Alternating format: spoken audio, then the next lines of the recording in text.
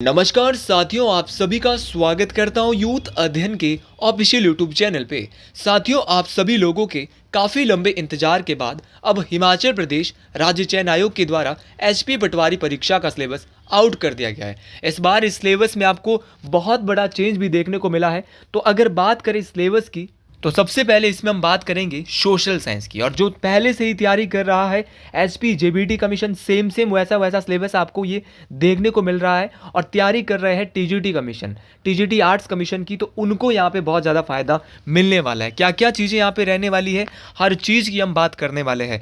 अच्छा, सबसे पहले बात करें social science. Sir, social science में क्या क्या रहने वाला है? तो सोशल साइंस में सबसे पहले हम बात करने वाले हैं एंशियंट हिस्ट्री की। तो एंशियंट हिस्ट्री में आपका देखो सबसे इंपॉर्टेंट है आपका प्री हिस्ट्री, ह्यूमन सिविलाइजेशन, आपका पैल्कोलिथिक एज, आपका नवपाषाण काल, आपका पूरा पाषाण काल, न्यूलिथिक एज, और आपका मेजोलिथिक एज, मध्य पाषाण काल। ये सारी चीज़ें आपको पढ़नी है। आपको कॉपर एज पढ़नी है, आपको ब्रॉन्ज एज पढ़नी है, ठीक है, आपको आयरन एज पढ़नी है। भाई, हड़प्पा सभ्यता, इंडस वैली सिविलाइजेशन यहाँ पे पूछी गई है, आपको याद रखना है। आपको याद रखना है शहरीकरण विश्व के अंदर कैसे हुआ, ये भी यहाँ पे जो है इस परीक्षा में आपको आने वाला है। बहुत सारे लोग कहेंगे कि सिलेबस बहुत वास्ट है, लेकिन भाई पढ़ना तो पड़ेगा, हम पीछे नहीं हट सकते। और जेबीटी कमीशन का सेम ये लगता है कि वहाँ से कॉपी कर दिया है। टीजीटी में भी ऐसा बहुत सारा सिलेबस है। अगर बात करें यहाँ पे, आपको रिलीजियस मूवमेंट जितने भी हुए थे वो आपको सारे पढ़ने हैं। प्री वैदिक और वैदिक कल्चर, भाई वैदिक सभ्यता के बारे में भी आपको पढ़ना पड़ेगा, ठीक है, पूरा वैदिक और वैदिक, ठीक है। आपको मौर्य काल के बारे में एंशिएंट हिस्ट्री में बहुत बेहतरीन तरीके से हम अपनी क्लासेज में, जो हमारी कमीशन की क्लासेज है, वहाँ पर पढ़ा रहे हैं इनको। लेकिन अगर आप एचपी पटवारी की भी तैयारी करना चाहता है, कोई भी मेरा भाई मिडिल क्लास फैमिली से है, तो आप हमारे इस नंबर पे 499 रुपीज़ में जुड़ सकते हैं। 7876145409। 5 टीचर आपको पढ़ाने वाले हैं। और भाई जीके की तो आपको टेंशन लेनी नहीं है, जीके में आपको खुद बहुत बेहतरीन तरीके से पढ़ाने वाला हूँ। तो आप इस नंबर पे जुड़ सकते हैं। लाइव प्लस रिकॉर्डेड क्लासेस हमारे पास आपके लिए रहने वाली है। ये कुछ नहीं है, ये बहुत ही बेसिक सिलेबस यहाँ पे है। लेकिन भाई आप वास्ट मैं मानता हूँ कि मेहनत बहुत तगड़ी लगने वाली है। लेकिन आप पेपर ये ले लीजिए कि मार्च के लास्ट में, या अप्रैल या मई तक ये पेपर होने वाला है। और द चोल साम्राज्य के बारे में, आपको संगम के बारे में, सातवाहन कुषाण वंश के बारे में, शक वंश के बारे में, पांड्या वंश के बारे में, गुप्ता वंश के बारे में, तो ये सारा का हर्षवर्धन के बारे में, ये सारा आपको यहाँ पे पढ़ना होगा एंशिएंट हिस्ट्री में, प्राचीन इतिहास में। उसी प्रकार हम बात करते हैं मिडिवल हिस्ट्री की, कि हिस्ट्री ऑफ मिडिवल इंडिया में आपका क्या क्या सिलेबस यहाँ पे बताया गया है। तो सबसे इम्पॉर्टेंट आपको यहाँ पे मोहम्मद बिन कासिम, आपका मध्यकालीन जो हिस्ट्री है उसमें आपको पढ़ना है आपका मोहम्मद बिन कासिम, आपका मोहम्मद गजनी हो गया, मोहम्मद गौरी के बारे में। और सबसे इम्पॉर्टेंट जो यहाँ पे क्वेश्चन आ सकता है, क्योंकि पेपर शिफ्टों में होंगे और सबको इतना बड़ा सिलेबस है, तो बदल बदल के क्वेश्चन आने वाले हैं। दिल्ली सल्तनत अच्छे से पढ़ ले। आपका मामलूक वंश है, आपका खिलजी वंश है, सैयद वंश जो दिल्ली सल्तनत में आती है, लोधी वंश है, आपका रिलीजियस मूवमेंट जितने भी हुए थे, चाहे आपका सूफी मूवमेंट हुआ था, आपका चिश्ती मूवमेंट हुआ था, ये सारे आपको याद रखना है। भक्ति मूवमेंट है, आपका शंकराचार्य है, रामानुजाचार्य है, आपका माधवाचार्य है, नामदेव थे, कबीर है, गुरु नानक है, रविदास है, तुलसीदास है, सूरदास, मीराबाई, मतलब भक्ति आंदोलन के जितने भी लोग थे इनके बारे में आपको पढ़ना है। उसी प्रकार आपको मुगल एम्पायर के बारे में, मराठा एम्पायर के बारे में, और किस प्रकार से सिख एम्पायर राइज हुआ भारत में, वो भी आपको डिटेल से पढ़ना है। मिडिवल हिस्ट्री के बाद अपना मुख्य रोल अदा करेगा यहाँ पे मॉडर्न हिस्ट्री, आधुनिक भारत का इतिहास। भाई यहाँ पे आएगा आपका कि यूरोपियन कंपनियाँ भारत में कैसे आई, ये भी बहुत इंपॉर्टेंट है। बंगाल के गवर्नर जनरल, वायसरॉय, ये तो आपको पढ़ने एक क्वेश्चन ये मान लो कि फ्री का है पटवारी परीक्षा में। 1857 की क्रांति से क्वेश्चन आने वाला है। आपका जितना भी आपके राष्ट्रीय स्वतंत्रता के लिए जो आंदोलन हुए थे वो आपको पढ़ने हैं। आपके सोशल और रिलीजियस रिफॉर्म्स मूवमेंट जो हुए थे वो आपको पढ़ने पड़ेंगे। भारत इंडियन नेशनल कांग्रेस, ये भी फ्री का नंबर बनाएगा। आपका पोर्शन ऑफ बंगाल, देखो वास्ट है, मैं मानता हूँ कि सिलेबस बहुत बड़ा है, लेकिन पढ़ना पड़ेगा, कंपटीशन है, क्योंकि कंपटीशन लाखों में लोग फॉर्म भरने वाले, तो एचपीआरसी को भी कंपटीशन बढ़ाना है, तो इसीलिए तो वो इतना सिलेबस दे रहा है। उसी प्रकार आपका मुस्लिम लीग, आपका स्वदेशी व स्वराज आंदोलन जो हुए थे, आपका लखनऊ पैक्ट हुआ था, बहुत इंपॉर्टेंट था। होम रूल लीग है, चंपारण सत्याग्रह है आपका। इसके अलावा आपका अगस्त जो डिक्लेरेशन था, आपका खेड़ा आंदोलन जो महात्मा गांधी का, अहमदाबाद सत्याग्रह, ये सारे आपको याद रखने हैं। रोलेक्ट एक्ट, जलियांवाला बाग हत्याकांड, खिलाफत आंदोलन, आपका असहयोग आंदोलन जिसको non cooperation movement, Swaraj party, Simon commission, Nehru report, Jinnah formula, आपका बारदोली सत्याग्रह बहुत इंपॉर्टेंट है, कांग्रेस का लाहौर अधिवेशन है, कांग्रेस की आपका दूसरा गोलमेज सम्मेलन से क्वेश्चन आ सकता है, आपका गांधी जी और इरविन के बीच जो पैक्ट हुआ था, समझौता हुआ था, गांधी इरविन समझौता, वहाँ से क्वेश्चन आ सकता है। कम्युनल अवार्ड क्या थे भाई, देखो हमने जो हमारी क्लासेज हुई है, जो हमारी क्लासेज चल रही है टीजीटी की, जेबीटी की, वहाँ हमने ये सारा पढ़ा रखा है। तो आपके लिए ये रामबाण साबित होने वाला है, जो हमारे टीजीटी वाले जो बच्चे हैं ना, उनके लिए तो ये मान लीजिए कि अगर उनका टीजीटी जेबीटी कमीशन नहीं होता है, क्योंकि वहाँ भी बहुत कंपटीशन है, तो यहाँ पर उनके पक्के चांस बन जाते हैं 90% इस पेपर को क्लियर करने के, क्योंकि उन्होंने वो सब पहले कवर कर रखा है। और जो नए बच्चे 12वीं करके आ रहे हैं उनको ये थोड़ा सा बहुत मुश्किल रहने वाला, लेकिन उतना मुश्किल नहीं, क्योंकि अभ्यास करने से क्या नहीं होता, कोशिश करने से क्या नहीं होता। यूट्यूब पे मैं हर दिन इसके लिए वीडियो डाल रहा हूँ। मैं पूरा प्रयास करूँगा कि हर टॉपिक के एमसीक्यू मैं आपके बीच लाऊँ, और आपके टॉपिक वाइज भी मैं इसको आपको पढ़ाने वाला हूँ। तो साथियों, आपको याद रखना है, नेशनल मूवमेंट जितने भी थे, भगत सिंह थे, चंद्रशेखर आज़ाद थे, सुभाष चंद्र बोस थे, इनके बारे में सब कुछ आपको पढ़ना है। बाकी आपको थोड़े से यहाँ पे चार्टर वगैरह ये भी सब देखने हैं। अगर आप इसकी पीडीएफ चाहते हो तो मैं डिस्क्रिप्शन बॉक्स में यूथ अध्ययन की जो हमारी टेलीग्राम की लिंक है वो डाल दूंगा, और वहाँ पर मैं आपको ये जो आपका सिलेबस की पीडीएफ रहने वाली है वो भी आपको शेयर कर दूंगा कि क्या क्या आपका सिलेबस है। बाकी आप अगर हमारे से जुड़ना चाहते हैं तो आप 7876145409 इस नंबर पे कांटेक्ट कर सकते हैं। आपके लिए बहुत इंपॉर्टेंट रहने वाला है। यूरोपियन हिस्ट्री यहाँ पे ऐड की गई है, वैसे क्वेश्चन आने के चांस बहुत कम रहेंगे, लेकिन किसी ना किसी को क्वेश्चन पड़ सकता है आपका, चाहे फ्रांसीसी क्रांति है, आपका इंडस्ट्रियल औद्योगिक क्रांति है, आपकी औद्योगिक क्रांति के अलावा यूनिफिकेशन ऑफ जर्मनी कैसे यूनिफिकेशन वहाँ पे हुई, इटली का उत्थान कैसे हुआ, आपका पहला विश्व युद्ध क्वेश्चन आ सकता है, लीग ऑफ नेशन से आ सकता है। भाई बहुत आसान है ये। रशियन रेवोल्यूशन है, सोशलिज्म है, लेकिन कहीं ना कहीं जो बच्चा 12वीं करके आएगा और उसके लिए बहुत मुश्किल होने वाला है, लेकिन जो बच्चा अच्छे लेवल की पहले से तैयारी कर रहा है उसके लिए यहाँ पे उतना मुश्किल नहीं होगा। लेकिन सिलेबस बहुत वास्ट है। आपको यूनाइटेड नेशन ऑर्गेनाइजेशन के बारे में पढ़ना है, द्वितीय विश्व युद्ध के बारे में पढ़ना है, तो कहीं ना कहीं ये सिलेबस आपके लिए बहुत चैलेंजिंग रहने वाला है, बहुत इंपॉर्टेंट रहने वाला है। अगला आता है भाई आपका ज्योग्राफी, कि सर ज्योग्राफी में यहाँ पे ये क्या क्या पूछने वाले हैं। तो अगर बात करें ज्योग्राफी की, तो ज्योग्राफी में जो साथियों यहाँ पे ये पूछने वाले हैं हमारे साथी, वो भाई देखो आपका साइज एवं इंडिया की बारे में बात कर रहा हूँ।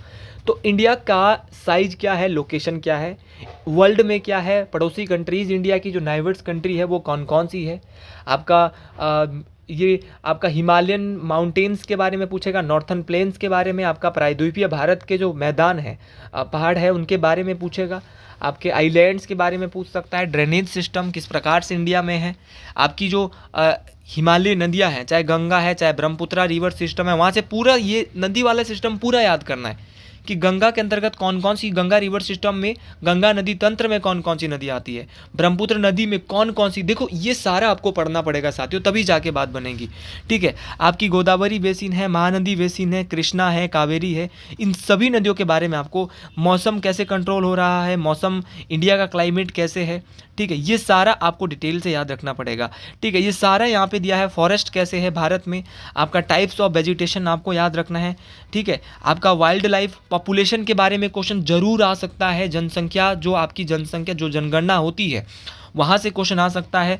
आपका distribution of numbers, Indian population distribution of density, population growth and process भाई 2001 से 2011 बहुत इंपॉर्टेंट रहने वाला है। एक क्वेश्चन मुझे मेरा मानना है कि आ सकता है, तो आप ज़रूर यहाँ पे जनसंख्या वाले क्वेश्चन को, अगर आप हमारे बैच के साथ जुड़ेंगे, मैं आपको बता रहा हूँ बहुत बेहतरीन तरीके से आपकी तैयारी होने वाली है। ठीक है, आपका एनवायरनमेंट, रिसोर्सेज, इकोनॉमी, यहाँ से क्वेश्चन आ सकता है। आपका वन्यजीव अभ्यारण्य से क्वेश्चन आ सकता है, आपका एग्रीकल्चर कृषि से आ सकता है, आपका मैन्युफैक्चरिंग इंडस्ट्री से आ सकता है, नेशनल इकोनॉमी से आ सकता है। तो ये सारे के सारे क्वेश्चन यहाँ पे आ सकते हैं। साथ में आपको सोलर सिस्टम याद रखना है भाई, यूनिवर्स एंड सोलर सिस्टम के बारे में, भूकंप कैसे आता है, आपका वोल्केनो कैसे आता है, आपके जो ज्वालामुखी है आपका याद रखना है भाई, आपको लिथोस्फीयर के बारे में और चट्टानों के बारे में क्वेश्चन आ सकता है। साथियों, एग्रीकल्चर एंड फूड क्रॉप्स, यहाँ से आपको क्वेश्चन आ सकता है, ये आपको जरूर याद रखना है।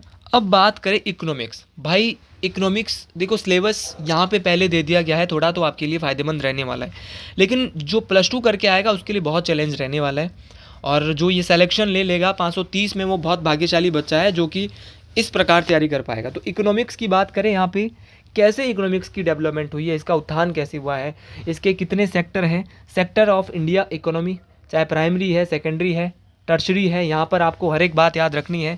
मनी एंड क्रेडिट किस प्रकार से होता है, मुद्रा, भाई इकोनॉमिक्स पढ़ाना उतना आसान नहीं है, लेकिन बेहतरीन तरीके से आपको तैयारी करवाई जाएगी। मैं खुद आपको इकोनॉमिक्स बेहतर तरीके से पढ़ाऊँगा। अच्छा, आपका वैश्वीकरण के साथ इंडियन इकोनॉमी का कैसे संबंध था, आपको ये ज़रूर याद रखना है, मोस्ट इंपॉर्टेंट है। तो इकोनॉमिक्स उतना ज़्यादा नहीं है, लेकिन जितने टॉपिक है अच्छे हैं, क्वेश्चन आ सकता है एक आध। पॉलिटिकल साइंस की सर बता दीजिए। अगला है हमारा पॉलिटिकल साइंस। भाई पॉलिटिकल साइंस पहले से ही इम्पॉर्टेंट रहा है पटवारी परीक्षा के लिए। आपका लोकतंत्र क्या है, लोकतंत्र क्या होता है, ये हर एक चीज़ यहाँ पे पूछी गई है। लोकतंत्र से क्वेश्चन आ सकता है। भाई जो हमारा साउथ अफ्रीका जो कॉन्स्टिट्यूशन है वो किस प्रकार से हमारा भारत से जुड़ा हुआ है, भारत में संविधान की क्या ज़रूरतें थी, क्या, ये सारे क्वेश्चन आपको संविधान के बारे में आप ये मान लीजिए आपका जो मेजर पॉलिसी जो डिसीजन था वो आपको सारे के सारे पढ़ने पड़ेंगे। उसी प्रकार आपके जो लोकतांत्रिक जो अधिकार है उनको आपको पढ़ना होगा, है ना। Rights in an Indian constitution, आपको सारा देखो पॉलिटी में जो इंपॉर्टेंट टॉपिक है, जैसे कि आपके मौलिक अधिकार है, मौलिक कर्तव्य है, फंडामेंटल राइट्स, आपके राज्य के नीति निर्देशक तत्व जिसको कहा जाता है directive principle of state policy, ये बहुत इंपॉर्टेंट है सारे के सारे। आपका संसद है, संसद के 2 सदन है, लोकसभा राज्यसभा, इनको बारे में पढ़ना होगा। प्रधानमंत्री का क्या काम है, उसकी मंत्री परिषद का क्या काम है। जुडिशरी जो आपका न्यायपालिका है उसका देश में क्या काम है, स्टेट में क्या काम है, लोकल लेवल पे क्या काम है। भाई आपका जो राष्ट्रपति है उसके बारे में आपको पढ़ना पड़ेगा, उसकी पावर, उसकी नियुक्तियां किस किस को देता है। वाइस प्रेसिडेंट के बारे में, उपराष्ट्रपति के बारे में पढ़ना पड़ेगा आपको। स्टेट लेजिस्लेटिव असेंबली के बारे में, विधानसभा जो होती है, हमारे चीफ मिनिस्टर है, आप इनके बारे में क्वेश्चन आ सकता है। आप बोलेंगे कि सर कहीं ना कहीं टफ है, ये मैं आपको जो ये डिटेल से बता रहा हूँ ताकि आपको पता चल सके कि है क्या मुख्य बातें इसके अंदर। मैं ऊपर से बोलूँ पॉलिटी आएगा वो आएगा, पता है नहीं क्या आएगा भैया, इसीलिए मैं एक एक चीज़ आपको यहाँ पे बता रहा हूँ ताकि आप समझ जाए। वीडियो 20 मिनट देख लेना, लेकिन अच्छे से देख लो, पता चल जाएगा। और ये सारे टॉपिक कवर होने वाले हैं, बहुत कम टाइम है। मैं मानता हूँ कि 4 महीने में इतना कवर कराना बहुत मुश्किल होता है, लेकिन अगर कोशिश की जाए तो कहीं ना कहीं ये कवर हो सकता है। अगर ज़्यादा टीचर, कम से कम इसके लिए, ऐसे सिलेबस के लिए कम से कम 5 टीचर चाहिए ताकि ये सिलेबस कवर हो सके। उतना आसान नहीं है, क्योंकि जब इन्होंने पहले ही सिलेबस बता रखा है तो क्वेश्चन तो इसी में से आएंगे, लेकिन सिलेबस बहुत बड़ा है तो कवर करने के लिए टाइम लगने वाला है। लेकिन हमारे साथ जुड़िए, 5 से 6 टीचर पढ़ाने वाले, बहुत बेहतरीन तरीके से आपको तैयारी कराने वाले। बजट के बारे में आपको पढ़ना ही पढ़ना पड़ेगा। आपका इलेक्शन कमीशन ऑफ इंडिया के बारे में, जो आपका इलेक्शन कमीशन था, आपका लोकल सेल्फ गवर्नमेंट्स होती है, पंचायत के बारे में, म्युनिसिपल पॉलिटिकल पार्टीज़ के बारे में, फाइनेंस कमीशन, आपका वित्त आयोग के बारे में पढ़ना पड़ेगा। आपका भारत का जो कैग है, controller and auditor general of India है, इसके बारे में, अटॉर्नी जनरल ऑफ इंडिया, भाई महान्यायवादी के बारे में पढ़ना पड़ेगा। एंटी डिफेक्शन लॉ क्या है, ऑफिशियल लैंग्वेज भारत की क्या है, सीबीआई क्या है आपका, बहुत इम्पॉर्टेंट है। आपको प्लैंड इकोनॉमी के बारे में, सोशल मूवमेंट्स हुए थे उनके बारे में, देखो डिटेल से पढ़ना पड़ेगा भाई। आपका जो डेमोक्रेटिक पॉलिटिक्स है, आपका पावर शेयरिंग श्रीलंका है, आपका ये सारी चीज़ें, ये थोड़ा सा मुश्किल है लेकिन इसको हम पढ़ना पड़ेगा। फेडरलिज्म जो है आपका, व्हाट इज़ फेडरलिज्म, यहाँ से क्वेश्चन आ सकता है। फेडरल कंट्री, यहाँ पे ये क्वेश्चन पूछा जा सकता है। उसके बाद जिसके डर से पहले बहुत सारे बच्चे पेपर से दूर भागते थे कि हम ये पेपर देने वाले नहीं हैं, वो था मैथ। और पेपर होता था पहले 100 नंबर का। तो भाई यहाँ पे बच्चे पहले क्या करते थे कि सर इसमें तो मैथ ज़्यादा आता है, 25 नंबर का मैथ आता, हमने नहीं तैयारी करनी, मेरिट तो यही खा जाता है। तो इस बार कुछ ऐसा नहीं है, इस बार 120 नंबर का पेपर है और कहीं ना कहीं मैथ 120 में 13-14 नंबर का रहने वाला, जो मेरा मानना है। 85 में जो है वो भी 13-14 नंबर का ही मैथ रहेगा। तो कहीं ना कहीं जिसका मैथ वीक था वो बच्चा अब ये ना सोचे कि हमको मैथ नहीं आता है, तो कहीं ना कहीं मैथ की रेशो अब घटा दी गई है, पहले के मुकाबले अब मैथ कम कर दिया जाएगा। 13-14 से लेकर 20 नंबर तक के बीच में मैथ हो सकता है, लेकिन उतना नहीं। मुझे लगता है किसी को 13-14 क्वेश्चन आएंगे, किसी को 17-18 आएंगे, लेकिन 17-18 हाईएस्ट क्वेश्चन रहने वाले हैं मैथ के। नंबर सिस्टम तो पढ़ते ही पढ़ते हैं, सभी रियल नंबर पढ़ते हैं, आपका नोइंग गिवन नंबर्स पढ़ते हैं, आपका जिसमें बहुत सारी चीज़ें होती, वैल्यू, फेस वैल्यू होती है, प्लेस वैल्यू होती है। आपने ये पढ़ा ही होगा, ये तो थोड़ा आसानी है यार, ये तो आपने पढ़ा ही होगा, ठीक है आपके। लेकिन भाई जो आगे आके टॉपिक आएंगे वो थोड़े से लेंथी होता है। आपका रीडिंग है, राइटिंग है, आपका लार्ज नंबर होते हैं, रिप्रेजेंटेशन और नंबर लाइन होती है आपका। ये सारी चीज़ें आपको डिटेल से याद रखना है। आपका HCF है, LCF है, इन सभी चीज़ों को आपको पढ़ना है। रैशनल नंबर है और ये सारी चीज़ें, इरेशनल नंबर है, सारी चीज़ें आपको पढ़नी होगी। फंडामेंटल थ्योरम, आपको थ्योरम ऑफ द अर्थमेटिक ये ज़रूर आपको पढ़ना होगा। डेसिमल्स है, परसेंटेज है, आपका वर्ग है, वर्ग स्क्वायर रूट है, ये सारे आपको पढ़ना पड़ेगा। फाइंडिंग क्यूब्स है, क्यूब रूट है। उसी प्रकार आपको वोल नंबर, इंटीजर्स, नंबर ऑपरेशंस, जिसके अंदर आपको ये सारी चीज़ें यहाँ पे सॉल्व करनी होगी। तो मैथ के लिए हमारे पास है भाई आपके बहुत ही खतरनाक टीचर, बिहार से है, बहुत बेहतरीन पढ़ाते हैं, रतीश सर। बहुत बेहतरीन तरीके से आपको वो कराने वाले हैं मैथ। तो मैथ के लिए आप ज़रूर जुड़िए। मैथ आपका बहुत ट्रिकी वो करवाते हैं, तो बहुत अच्छी आपकी तैयारी होने वाली है। फ्रैक्शंस, डेसिमल्स और परसेंटेज से क्वेश्चन आने वाला है। बेसिक अलजेब्रा आपको करना पड़ेगा। पॉलिनोमियल्स आपको करना पड़ेगा। लाइनर इक्वेशंस इन 2 वेरिएबल्स, ये बहुत इंपॉर्टेंट रहने वाला है। यहाँ से क्वाड्रिक इक्वेशन से तो पक्का क्वेश्चन आएगा 100%। आपका इसके अलावा देखो अर्थमेटिक प्रोग्रेशन AP आपको पढ़ना पड़ेगा भाई। रेशो, ये समझ लो एक क्वेश्चन आएगा। प्रपोर्शन या वेरिएशन, तीनों में से एक क्वेश्चन आएगा, हो सकता है 2 भी आ जाएं, ठीक है। बेसिक ज्योमेट्री पढ़नी पड़ेगी। पॉइंट्स, लाइन और एंगल्स के बारे में हो सकता है क्वेश्चन आए, क्योंकि पटवारी में ये जरूरी है, तो एक एक क्वेश्चन यहाँ से भी आप ले लीजिए। उसी प्रकार आपका ट्राइंगल्स है, आपका ट्राइंगल में आपको जरूर पढ़ना पड़ेगा। सिमिलरिटी है, प्रॉपर्टीज़ है, तो इनके बारे में आप जरूर पढ़ें। SSS, SAS, AS, AAS, RHS, तो ये आप जरूर याद रखें। उसी प्रकार आपको क्वाड्रिलेटर्स के बारे में, circles and areas related to circles, आपका कंस्ट्रक्शन जहाँ पे कंपास और स्ट्रेट एज आपको देखने पड़ेंगे। मेजरमेंट, एरिया ऑफ पेरीमीटर, ये सारी बातें आपको याद रखनी पड़ेगी। Surface areas, volumes, coordinatory geometry, introduction to trigonometry, आपका एप्लीकेशन ऑफ ट्राइग्नोमेट्री, आपका स्टैटिक्स, तो ये सारी चीज़ें आपको डिटेल से याद रखनी पड़ेगी भाई। प्रोबेबिलिटी से क्वेश्चन आने वाला है पक्का 100%। वर्क एंड टाइम मेंसुरेशन, ये बहुत इंपॉर्टेंट है।